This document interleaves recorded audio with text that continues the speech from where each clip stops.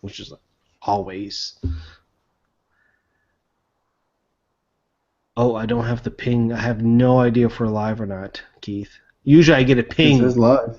Says live. We're doing. Hey, you know what? It is the Friday night hangout. This is where we grab a brew, shoot the breeze, and interact with you live on the internet. Small panel. Me and Mike, we were discussing how Google Plus is just shit in the bed. I think Google Plus is slowly dying with the hangouts, the notifications. Things are slowly breaking, making this hangout very difficult to produce, and of course the podcast too. So, and we can complain about Google a little bit later, but let's get started with a quick round of intro to the panel, and we'll get going here with our topics for the night. From Wallace, Nova Scotia, we got Keith Elliott, KeithElliottStone.com. How's it going, buddy? Going good, Jim. Thanks. All right, so we're hopefully the lag will improve so that we're not too crazy here. But and I see Lee was trying to jump in. Hopefully, he can jump in here in a bit. But from Newfoundland, we got Mike with us tonight. Mustang 774. How's it going, Mike? Good. Just wondering where spring is.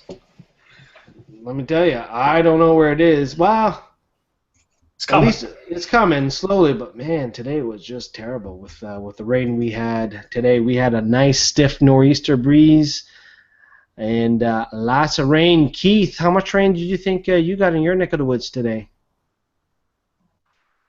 I don't know. We had a lot in the morning for a little bit, but sun came out after lunch.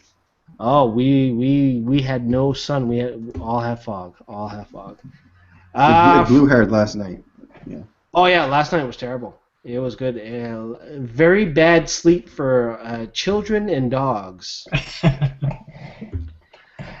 From the Valley, we got Lee Hoogley's Beer Booze reviews on YouTube, and also They Must Be Destroyed on Site podcast. How's it going, Lee? Good. How are you guys doing? Good. We're trying to battle the various lags between us tonight here. Trying to get. Right. We were just saying how Google Plus is slowly deteriorating in terms of quality. Yeah, I had to try like 3 times to join into this. So. Yeah. No, and I don't change how I do stuff for a while now, so it's unfortunate. We'll have to look at some other stuff to get in here. Maybe you can do Twitch, and then we can like dance for money after, or for followers and stuff. I'm not a hot cam girl, so we're not going to make any money. Maybe you can do old guy cam Twitch videos. Maybe we can do that. No, Twitch is too sexist. You have to be a hot chick, or otherwise you're not making any money on that place. Yeah, that's true. All right, folks, I'm here in Halifax, and let's do a quick round of what we're drinking tonight, highlighting whatever beers caught our fancy this week. Mike, what are you drinking tonight? The first one I'm having tonight I got from my kegerator in the basement. It's a Pilsner, dry hopped with Citra. Lagered it for 3 months, and it came out as 5.9%, and it's excellent. Probably the best beer I've ever made. Nice. It looks pretty good too. Nice and clear. Looks good. Oh yeah. Yeah, I'd drink that all night. Lee, what are you drinking tonight, my friend? The triumphant return of the India Session Ale from Garrison. Oh, yes. I can't remember if I tried a 6-pack of that last year. What are your thoughts on this one this year? I love it. It's as good as it was last year, and it's quickly becoming my personal favorite kind of go-to beer, because the last time it was released, even though it was like a seasonal or whatever, it was like there forever. So, okay. I just kept buying it. Excellent. I was going to go to Keith, but he dropped out. We must have some. We're having some technical difficulties tonight, but I'm trying out the one of the newest beers to hit the shelves here at NSLC's, which is the 9 Locks from Dartmouth at the Micmac Tavern for the locals here. And they have a series of canned beer. They do cans and growlers. This is the IPA, 6.9%. A little bit on the malty side of the IPA. Your traditional East Coast IPA, if you want Yeah. to quickly describe it. Moderate dryness. Oh yeah, you get your malt right at the start. The malt bitterness to dry out in the mouth, kind of towards at the end, and then it just kind of just poof, clean finish. I mean, it's a good beer. Yeah, I mean, this could be a winner. Now, apparently, you can't get it at the brewery itself. They've been saying that they've been sending this to the NSLC's pallets and pallets and pallets, they were canning 2 pallets worth the day that I went to try out their ESB and Porter and Blonde. So it looks like for NSLC you'll get their IPA, so definitely give that a try. Same price as the other cans, the $4.20 price range. Wasn't it 3 something? I'm pretty sure it was 3 something when I picked it up. It could have been. I picked it up at one of the privates. They always tend to up their price. So I bought the IPA and I bought the ESP today because they were both on the shelf, and I reviewed them both, and I thought they were both excellent. So I tried out the ESP, brought back a cans of that, and I thought that was pretty good, pretty solid stuff. So it's good stuff. I mean, I like it, folks. If you're watching live, if you're watching on the YouTube page, make sure if you want to contribute, use the live text chat, and we'll get to your text or chat or comments as we go through. If you're using Twitter, you can use the FN Hangout hashtag. Podcast listeners, just sit back, relax. It's so funny. I've been listening to this Sleepy Time podcast. I don't know if you guys are like me. You stick your headphones in your ears where you try to fall asleep at night, maybe to drown out some noises. But there was a podcast I was listening to here, and to try to help me sleep. It's called Silly Boring Bedtime Stories, and it's interesting. I don't know if this guy's serious or not, but after a while, it does the trick. It's like he says straight up, set up your sleep timers, get ready to snooze, just listen to my voice and just pass out. So. See, I don't want to do that because I'm kind of afraid that if you get like a couple hours into it and you finally pass out, that's when he starts saying some really demented shit that sort of gets into your brain subliminally. Yeah. So what I do when I want some like really good white noise to make me go to sleep, I basically just hook my HDMI to my TV, turn my TV on, get it on fairly full bore, and then I go to YouTube and there's all these sounds of outer space things that run for like 10 hours or whatever. You sit one of those on and it's just like out like a light. I thought you were going to say these a DMSR or ASMDR. I don't like those. Oh my God, we talked about that. I don't think you were in that hangout where we talked about these ladies that just whisper very quietly and whatever they do. They're even starting to show up on TV shows. Characters are doing that now too. Right? I don't get this at all. No. I obviously I don't have this condition where it just triggers something in my brain. Who knows? No. Right? Yeah. I don't want to listen to people. I'd rather just listen to the sounds of outer space, put me to sleep instead. Hey, let's start out with some topics here. We got a nice mix of topics contributed by Keith, Dan, and Mike. Let's start with the first one here, which is Starbucks is rolling out in Canada 3 locations in Toronto where they're going to start serving out beer in the afternoon, tapas, and basically a change of menu. Basically in the afternoon after 2 o'clock here. Without getting too much in the details, I think this is a couple of things. I didn't know that Starbucks was 45 years old as a company. Wow, really? Yeah, in the article it said they were like 45-year-old company. Had no idea. I thought they were like a 20-year-old company. They must have been something else before they were Starbucks. Well, they probably were just, in Seattle, just been around for forever, and then all of a sudden they just took off, right? Wow. But then I was reading in the article here, in Toronto, test markets, we've talked about test markets before. KFC have been trying the beer menu, and Taco Bell doing stuff like that. What do you guys think? Like, do you think that Starbucks would be able to have some locations where, let's say in the afternoon, you get something other than a muffin to go along with your coffee? Or I don't know. It depends on what they're selling beer wise, because when you even though it might be kind of a disingenuous stereotype, you kind of think of like Starbucks people as being more. Oh, Lee kind of froze out. We've got a local company. Urbane kind of hipster.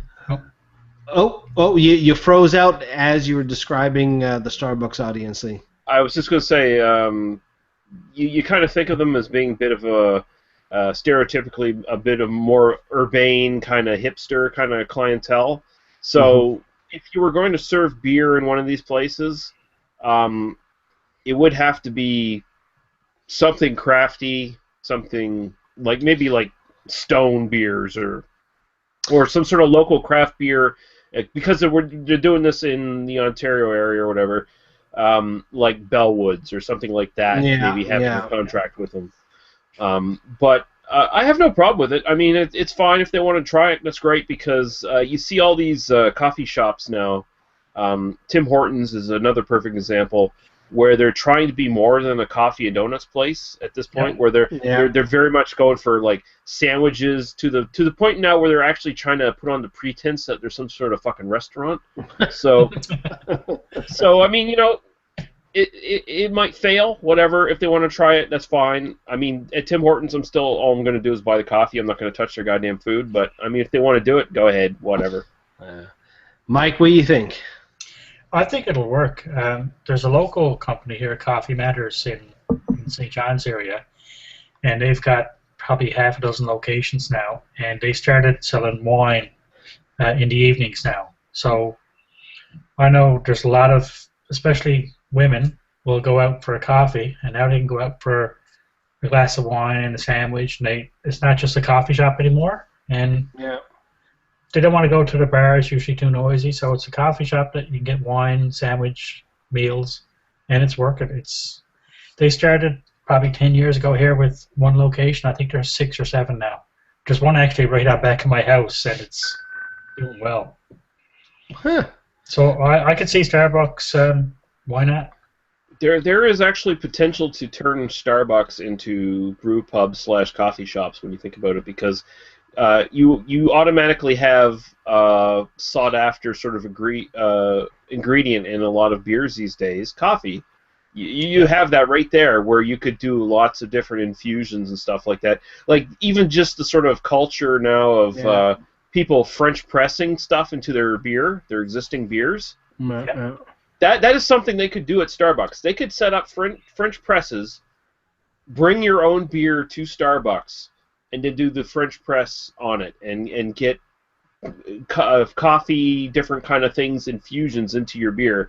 I could see that working. I mean, I know a lot of people in California are into sort of like French pressing. There's just kind of that culture where French press things into your beer and make it, make the flavors change. So I could see that definitely working. That could definitely work. Yeah. Well, it doesn't surprise me. It wouldn't surprise me whenever it will come. Just now, I read a thing this week there where the cold pressed coffee is finally coming to Halifax. Somebody finally are taking the time to cold press coffee to sell them in bottles. Concentrated coffee in bottles so that you can just make your coffee that way.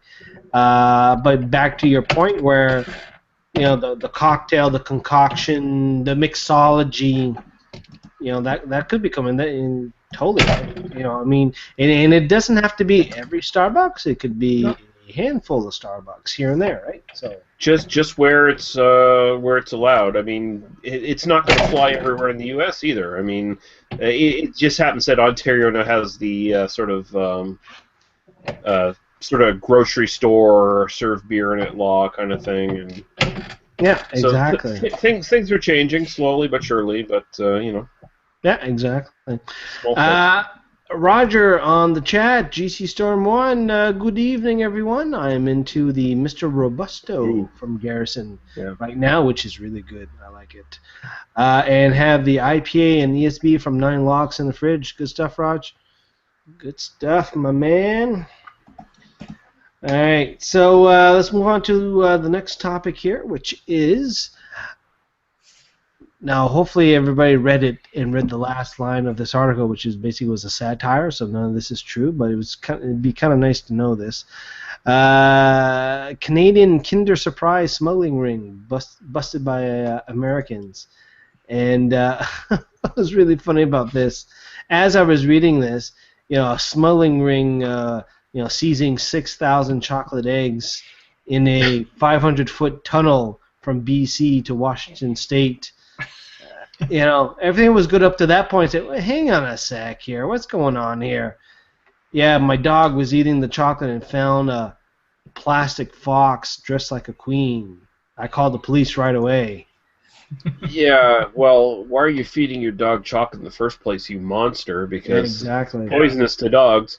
But there's a bit of truth here where the Kinder Surprise eggs are not in the States, because a lot of these little trinkets that we've been accustomed to is considered a choking hazard in the States. Yeah. So you'd be surprised how much candy we have here that they actually don't have in the States, though. Like there's actually some pretty profound differences between our junk food and American junk food. Oh yes. Yeah. Well, it's funny. When I was in the States, I guess almost a month ago, when I was at the airport trying to get a few things for the fight, I said, Almond Joy. I need to get my hands on an Almond Joy. Grabbed it because when I was a kid, we living on the border against Maine and New Brunswick, back when border crossings was very easy, I remember us crossing over all the time, and we'd stop at the gas station to fill up, get whatever from the store, and I would get me an Almond Joy or Mounds chocolate bar, and that was one of these things that trigger you. There's always something you run into that triggers something from your childhood and stuff. Almond Joy, right there. But I mean, like ketchup and all dressed chips. That's like a rare thing. Oh, you see man. in the West. Oh yeah. All dressed. You say all dressed, and they're like.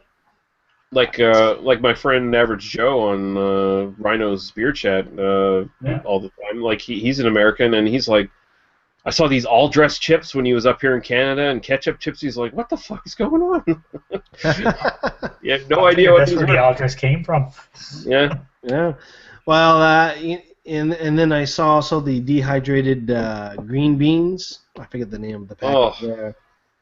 You know what? They're not bad. They're all right. Oh, come on. That's terrible. But then they had all the flavors, the sriracha flavors, okay. Yeah. other stuff there. So anyway, but yeah, basically, Kinder Surprise eggs, they're awesome. Don't eat the plastic. Eat the chocolate. Yeah. Which is like a millimeter thick, which is not really. I don't really recall eating the chocolate. I just recall peeling the chocolate off to get to the surprise. Yeah, I mean, I think most people going into it know what it's about. What they're getting into. They're not buying it for the chocolate. They're buying it for the toy. So. Yeah. However, Swiss Chalet, they're buying St-Hubert restaurants this week. This made quite a bit of news. Yeah. For those of us who've traveled around the East Coast up to Quebec, Ontario, New Brunswick, at some point you may have stopped at the Swiss Chalet or at the St-Hubert rotisserie chicken place, and this was like $500 million deal, huge deal. Oh. Yeah. Lots of money, lots of employees.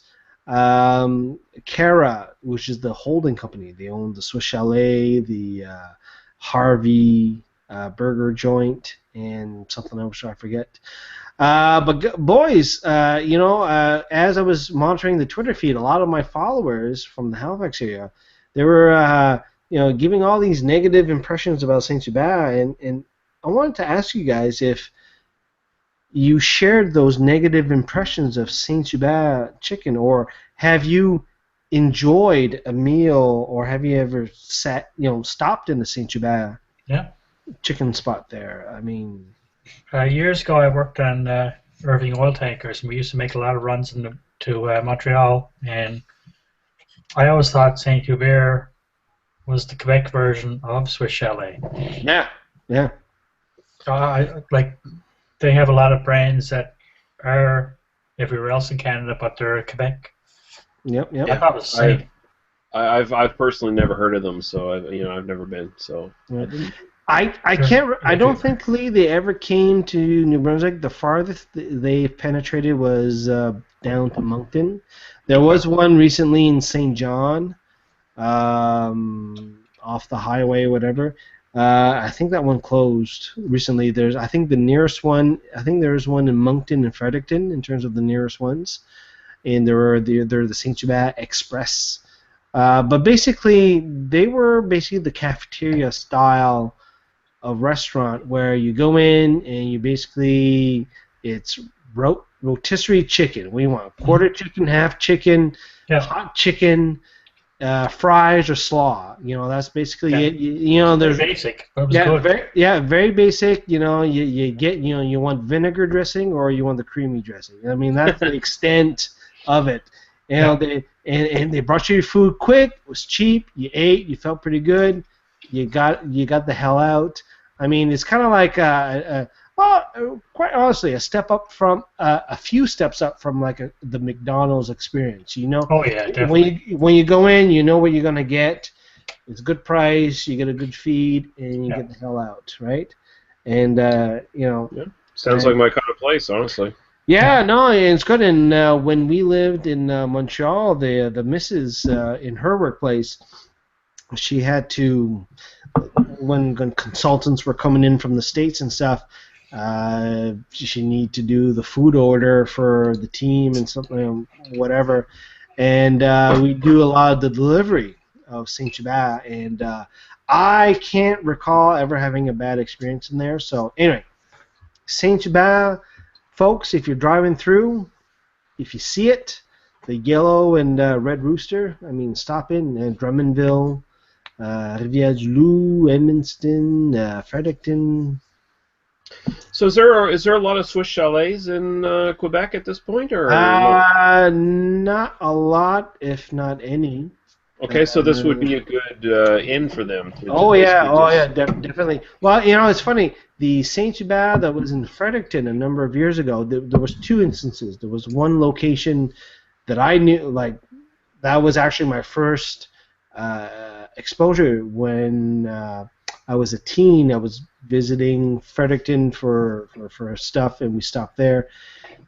It closed. The franchise closed, and then the Swiss Chalet opened in the same building. And then when we went there, it's like, well, it's just the same thing, just a tad different. It wasn't anything different. And then they opened up a different location there near the Costco in Fredericton. But it's not a bad spot. Quebec, Swiss Chalet. I thought they were only in Quebec, actually. No, they expanded to a couple of places, but Swiss Chalet, we'll have to look at the location map, but yeah, no, this is a good opportunity for them. I don't think they're going to rebrand all the stores. I mean, Saint-Hubert is a pretty good brand.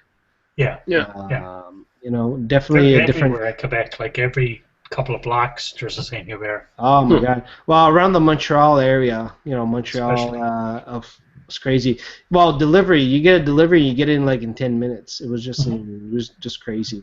Well, they're probably just as popular as the Tim's. Yeah. Well, it sounds like to try to rebrand in Quebec would be a big mistake in the first place. You'd have a real sort of like a cultural backlash almost, right? Oh yeah, definitely. Even though the menus are somewhat similar and stuff like that, so no, it's pretty interesting. No, that's good. Hey, I thought it was a pretty good story there. Definitely made the rounds here. Let's do a next story here, a little bit local, which I heard on the radio I think this morning. There's a little bit of a boom for maritime boat building. Excellent. So I would say that the lobster fishermen are in the process of upgrading their boats. They probably have 30, 40-year-old lobster boats.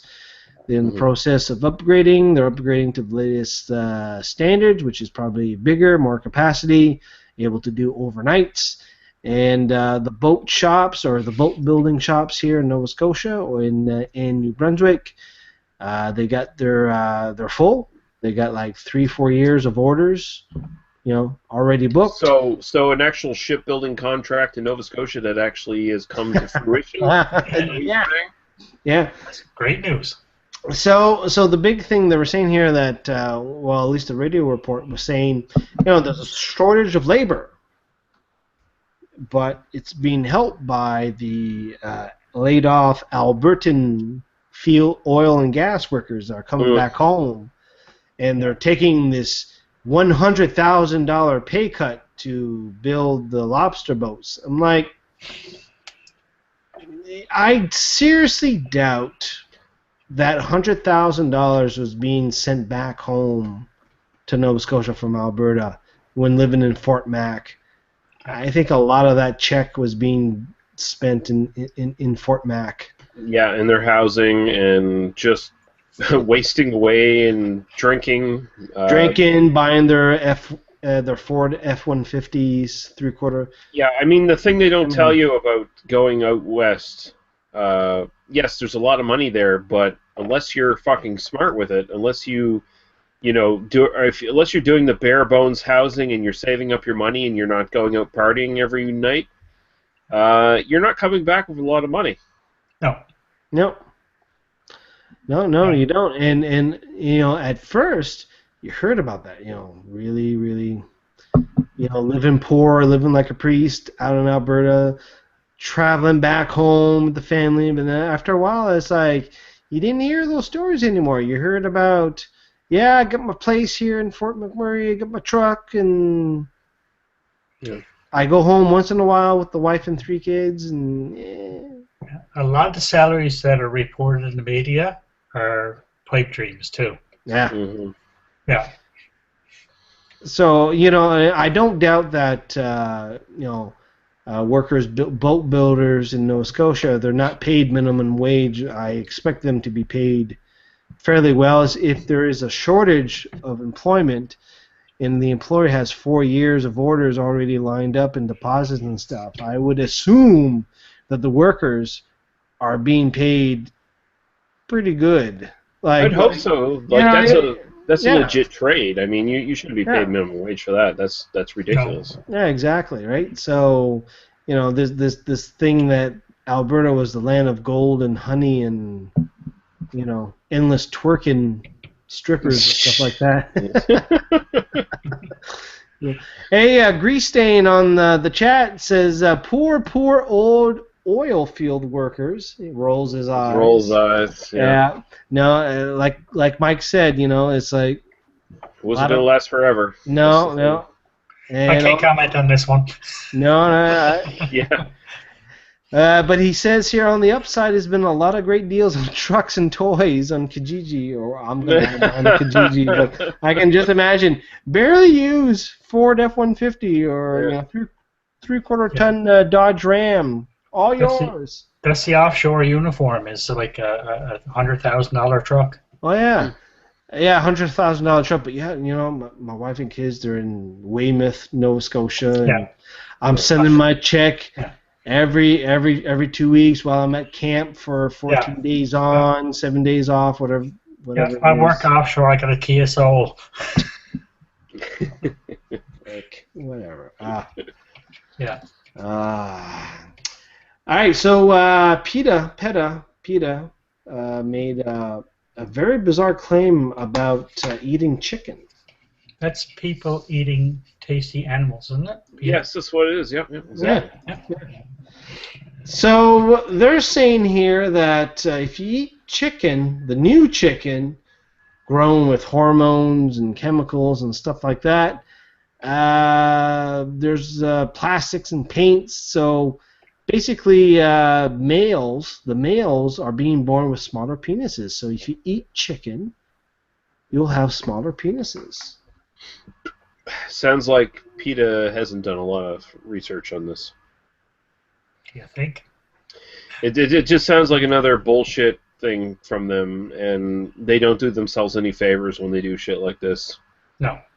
I'm all for treating animals ethically, but they go above and beyond good taste, really, when they're doing this stuff. And I mean, unless they can put some if they want to put some hard science out there, something that is peer reviewed and a lot of scientists agree with, then fine, I'll look at it. But if they're just gonna, I assume they're just making assertions here that all chicken is now dink shrieking. I'm sorry, you gotta put something. Oh, and they kind of crapped out, but. Well, once he jumps up back there, in you put some. Yeah.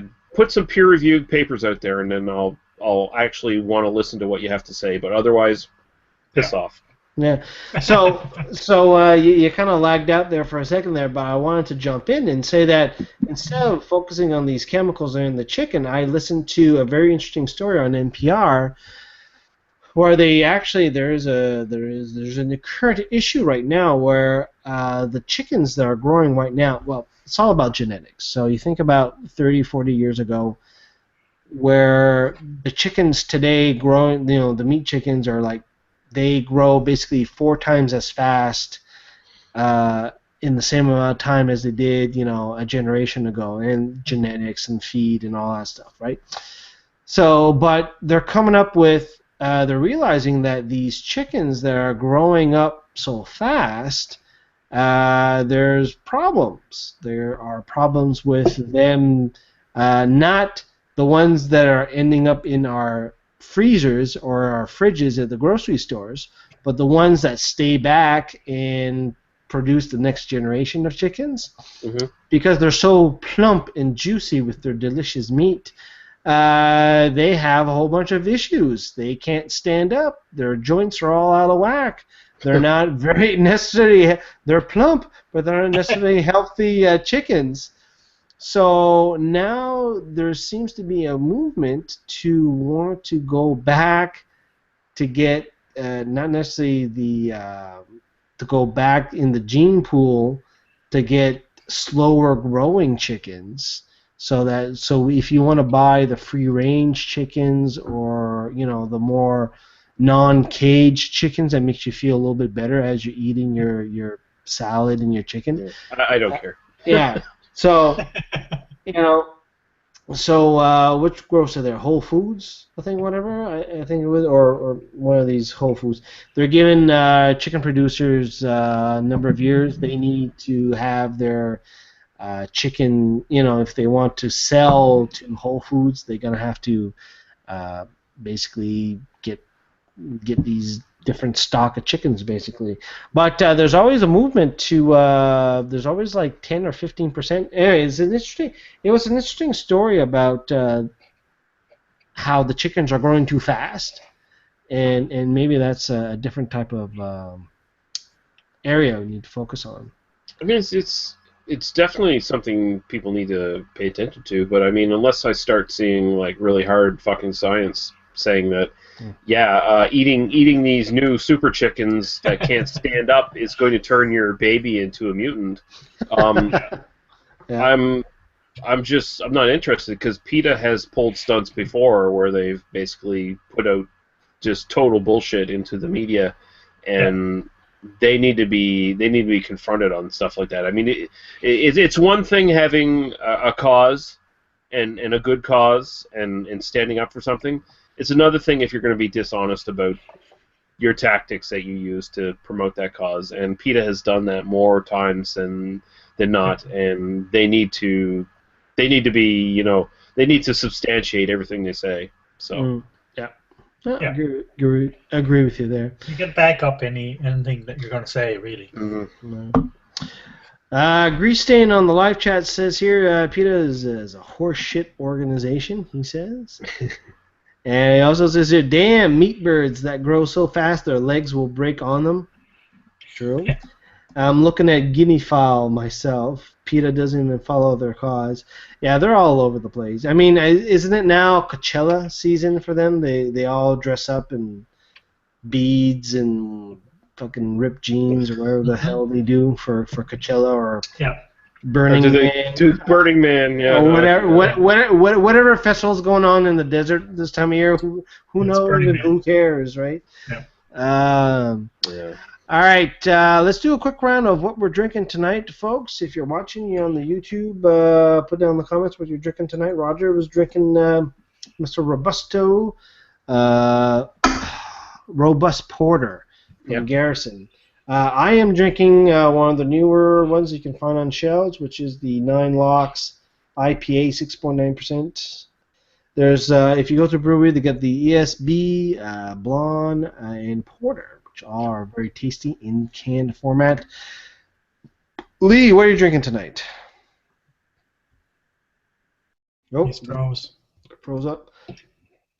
Mike, what are you drinking tonight? No, he's back. Oh, he's back.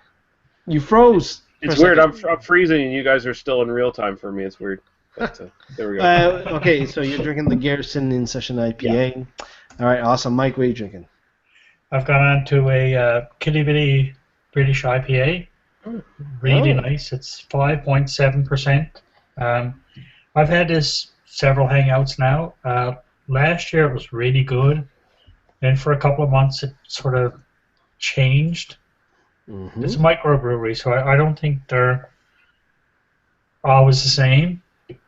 But it's really good again now. Okay. Could be my taste, I don't know. Could be, you don't know. But it's really good. Excellent. And Grease Stain is drinking some Wisers. There we go. Into the stuff. Yeah. There you go. It's a trooper. We got one more story here. Short show tonight. We got a small panel, so we're just burning through the topics pretty quickly here. Mike submitted a story here on our Facebook page, which is pretty interesting. New evidence of Viking life in America. They may have found another Viking site. Yes, apparently last year there was they did satellite pictures from 600 kilometers or miles in space, and they identified a spot. Just got a few notes on it here. 400 miles south of Lance Meadows. Lance Meadows is the northern peninsula of Newfoundland, and they've got it's the only North American site identified positively as a Viking settlement about 1,000 years ago. This one that they found last year, they found a hearth where they had, they figure a blacksmith shop and some bog iron. Now bog iron, you need to, you need to basically cook it before you can get it into the iron that they need. So they figured that Lance Meadows was a base camp, and maybe this site 400 miles south, it's on the most western point of Newfoundland, fairly close to Port of Ask, right down in the corner, and Point Rosé. So it's very interesting. This is only last year or so. Now, Lance Meadows they found in 1960 or 62, I believe, and it was about 78 before it was developed. They got a Viking settlement set up there now. It's been recreated from the excavations, and it's really big. So I'm hoping actually to go up there to Lance Meadows again now this summer and do a few videos. But it's very interesting find, and it's pretty wild. You can do that from satellite. Yeah, and the bog iron thing, that's pretty much a given that it is, because I mean there was no Native American cultures that were doing any sort of ironworking. So I had a couple of articles submitted for the stories, and the other ones said that like there's a lot of Micmac and Beothuk Indians and the Eskimo. A lot of different cultures have been in Newfoundland for years and years and years, and they found no other artifacts other than the hearth and bog iron, which is what Vikings used. Around Port Choix and the Northern Peninsula, there's a lot of Beothuk stuff been dug up, and northern Newfoundland, but there's nothing but what would be related to Vikings. So it seems quite plausible, which is pretty interesting. Yeah, they were still working, like, although they were definitely more advanced in this, a lot of the Native American cultures at the time were sort of like at a sort of a Stone Age level as far as like tools and weapons and stuff. Yeah. Like it was still flint and stone and things like that. So just to see bog iron is a pretty big indicator that there was some sort of European settlement at that place. Yeah. Yeah. And another thing was they always call it Vinland, and people think like vine, grapes. I always thought blueberries could look like grapes, but Vinland in the real Viking translation was grassland. If you go up Northern Peninsula, it's all grass and rock.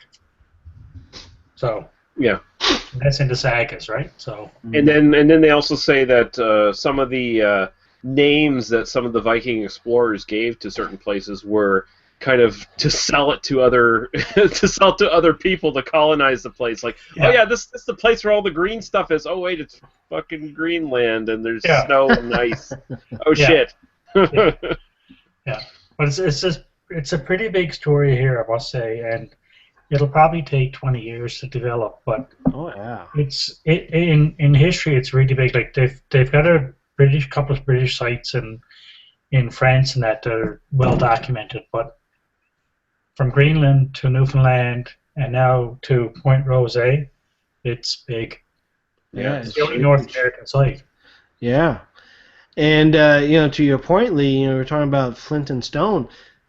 In this part of the world, this part of North America, there is no flint, right? The only flint that the natives got around Nova Scotia were the flint stone that the Europeans were jetting off their boat to lighten their boat, the weight in their boats to. Yeah. They loaded up with pelts to get away, especially the Pictou, New Glasgow area, right? So, I mean, there's some, for history, if you're a history buff, this is an amazing story. And the thing that got me was it broke on April 1st. Yeah. And like a couple of my subscribers on YouTube, like Carl the Madman, he's really into Viking stuff, and I was going to email him right away, and I said no. I saw this like 8 o'clock in the morning. I said, April 1st. This is probably... I'm thinking, why didn't they wait a couple of days? Like, they found it last year or the year before. Don't release this on April 1st.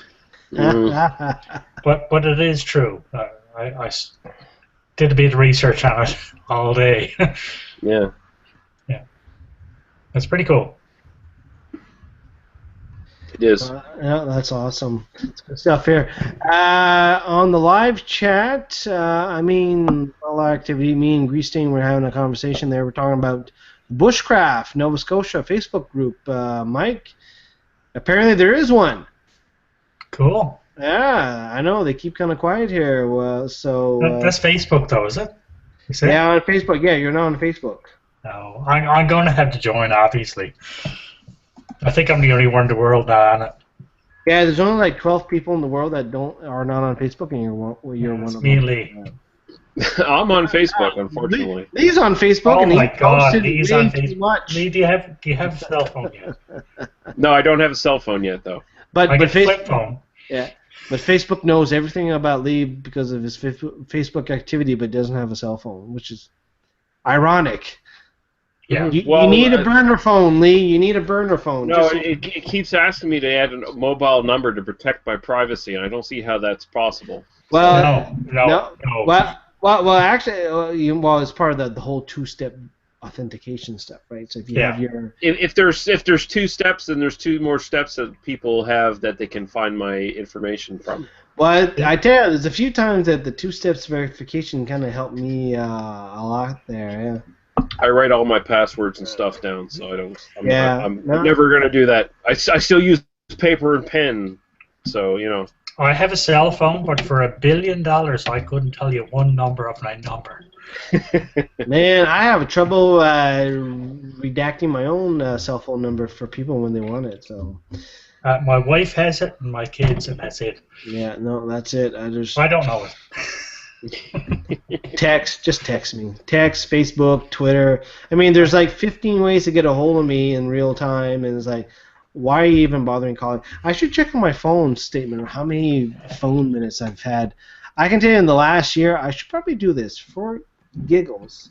I should get on and look at my past bills and see how many voice minutes I logged on my phone, on my cell phone. I can guarantee it's no more than 20, if that. I'm going to have to follow up on this. I've sent 2 texts in my life.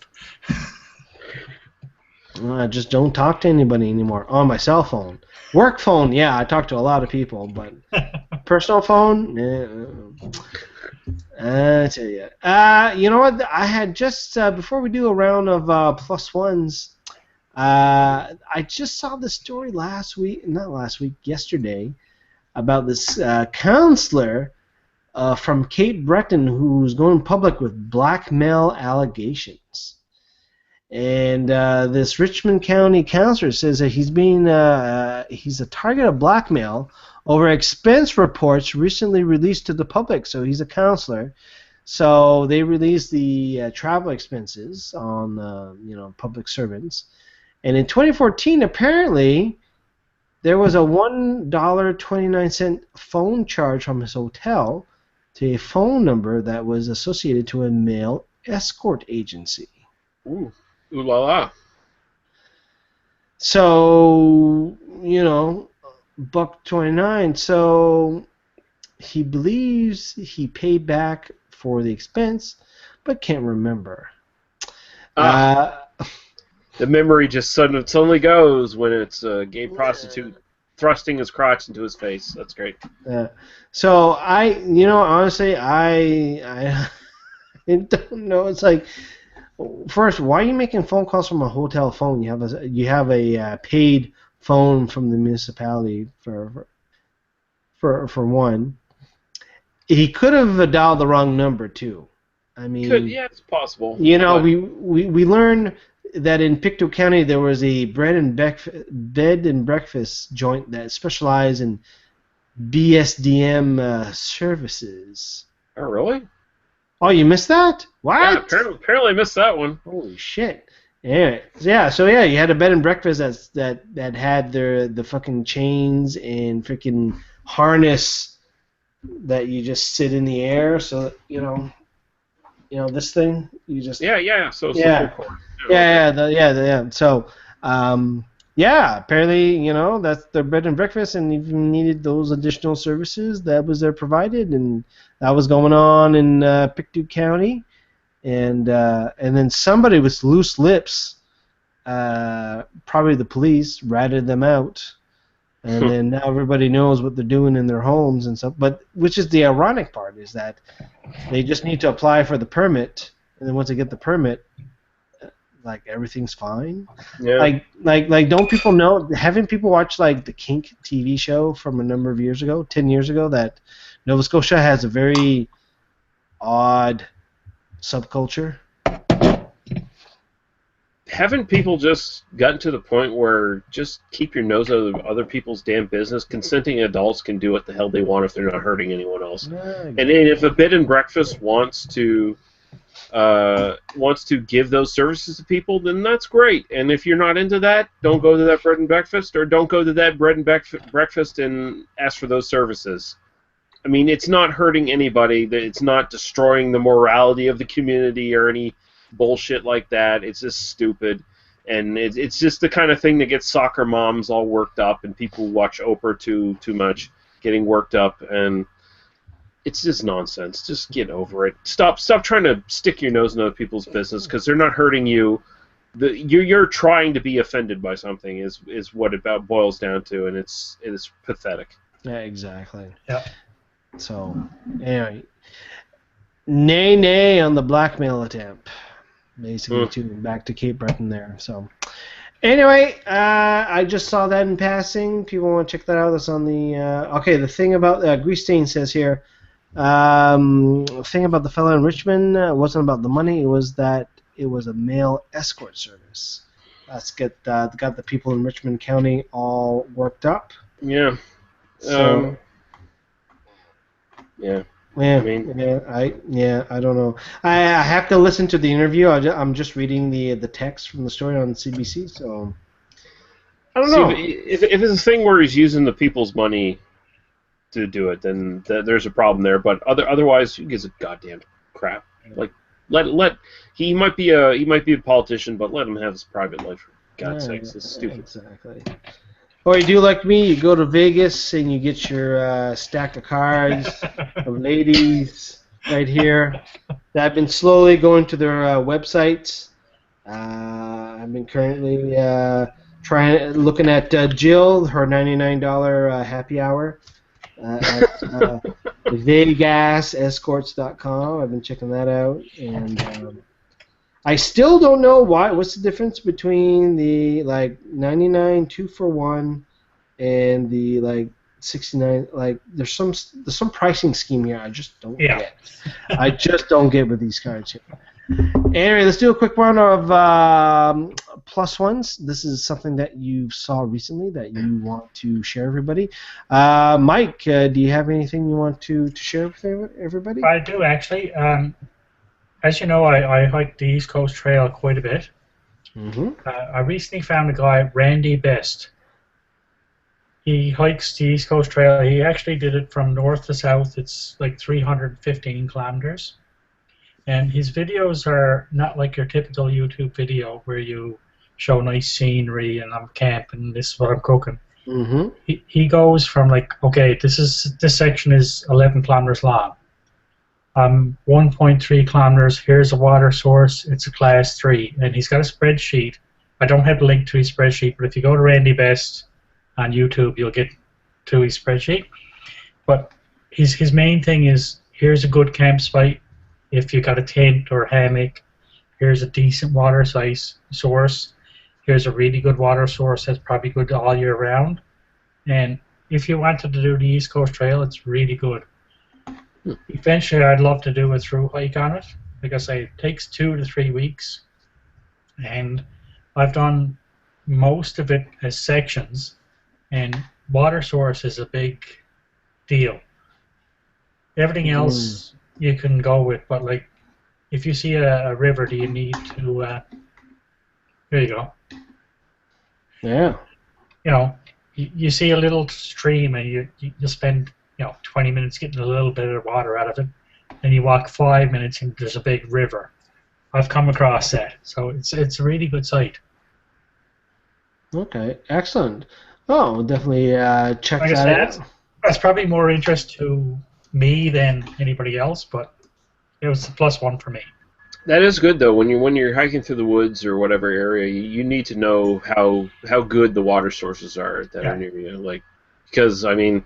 I have an uncle who, when he was a kid, he drank from a river, and he actually got parasites in his stomach from it. Mm-hmm. So.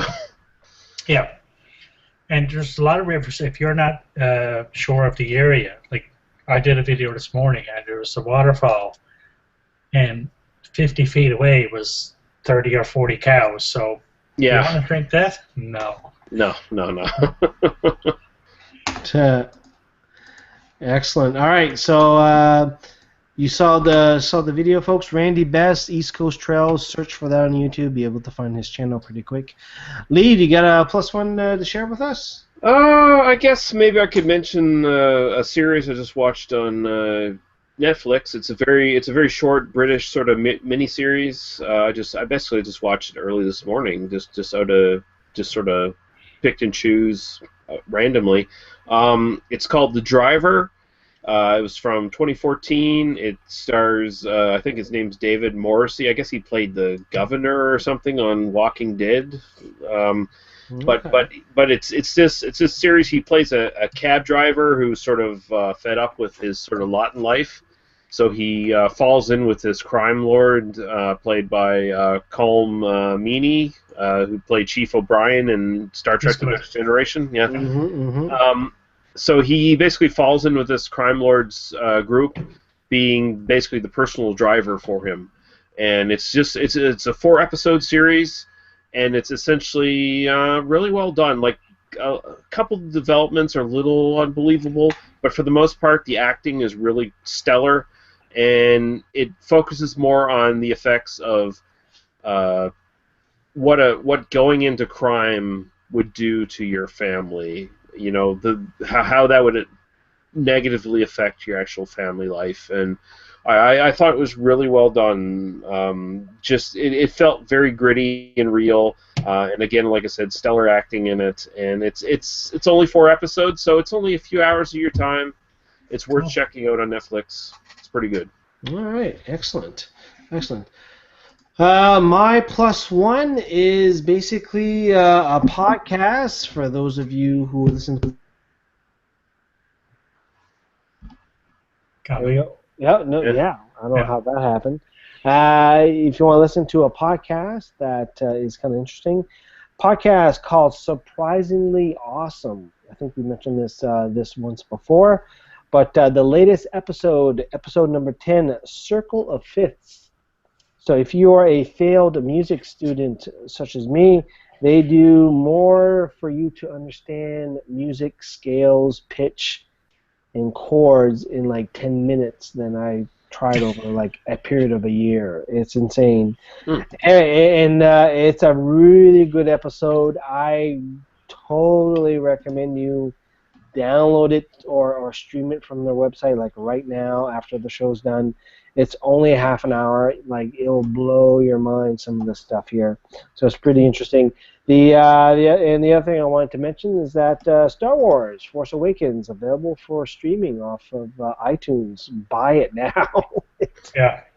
We saw that on we were perusing trying to find something for the little one, and I saw the thing available now last week. And it's like... It's a decent remake of Episode 4. I'll give it that. Yeah, I mean... Yeah. It is. I mean, people who are really blunt about that, it's like, yeah. And then especially I appreciate the videos where they compare how they recreate the shots from the original and the new one, where, you know, there's some iconic shots and, you know, just got... the setting almost exactly like the other one to bring you back. I think Star Wars again. Yeah, I'll say this: they brought back the feel of the original 3 films, and they basically took the bad taste out of your mouth from the prequel films. Exactly, is exactly what I saw, what I felt. Mm-hmm. Exactly. All right, so with that, folks, let's end it for tonight. I think we're gonna move to a bi-weekly schedule. I think the weekly schedule now, it's getting nice. The snow is melting. Everybody got the stuff they want to do on Friday night. So I think we're gonna move to a bi-weekly schedule. So it's just a FYI. Definitely check on the Facebook page for Avoiding Chores, and as long as I don't mess up the date for the event, you'll be able to know when the next one's there. Or check YouTube. I'm going to try to do a better job getting the events set up on YouTube and publish them and promote them, so you get to see they're coming up a few days before. So, thank you, Mike. Thank you, Lee. Really appreciate you guys jumping in tonight. Good meeting. Always a pleasure. Good meeting. Good meeting. And we'll talk to you guys next time.